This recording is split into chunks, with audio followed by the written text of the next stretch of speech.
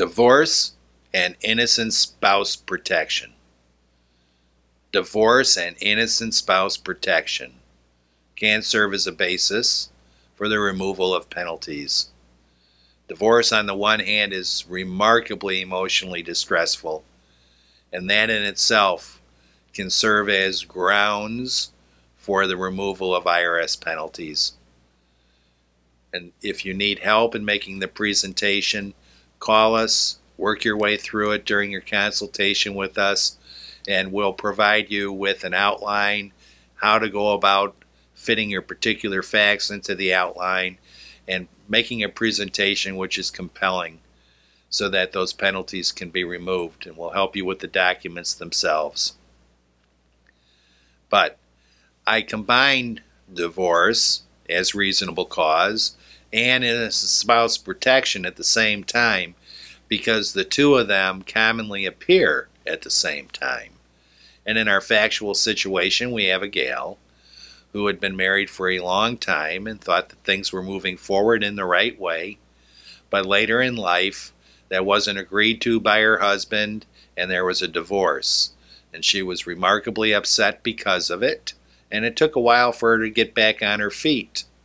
And then when she started to make some progress in doing that, she started to get letters from the IRS that not only demanded penalties for reasons that she wasn't sure or felt that it wasn't appropriate for her to have to pay, but she was also being told that there were additional taxes that were due from the time that she was married to her previous spouse, when in fact she didn't understand how any of those taxes could come to be, because none of that information was ever made known to her, then or now.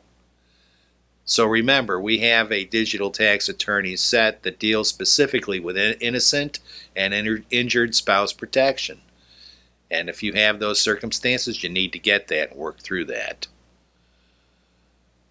And it's not uncommon to have both innocent spouse and injured spouse situations with penalties.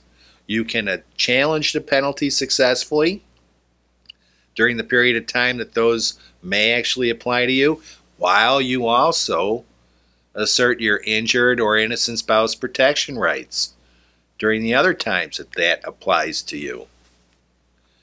We make our consultations available so that we can help you make a presentation of your facts consistent with what it is that would be compelling so that the IRS is going to understand it, because your job is to help the IRS understand you and what happened to you.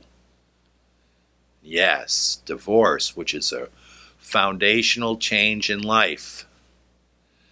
It's a psychological stressor, can serve as a basis for the abatement of penalties. It's just a question of how long it took you personally to finally get back on your feet. And that particular effort does not get limited to just a 6-month period of time or 1 calendar year period of time. It takes some people longer than others. And based on your circumstances, it may justify the removal of penalties for years. For years. Challenge it. Thank you.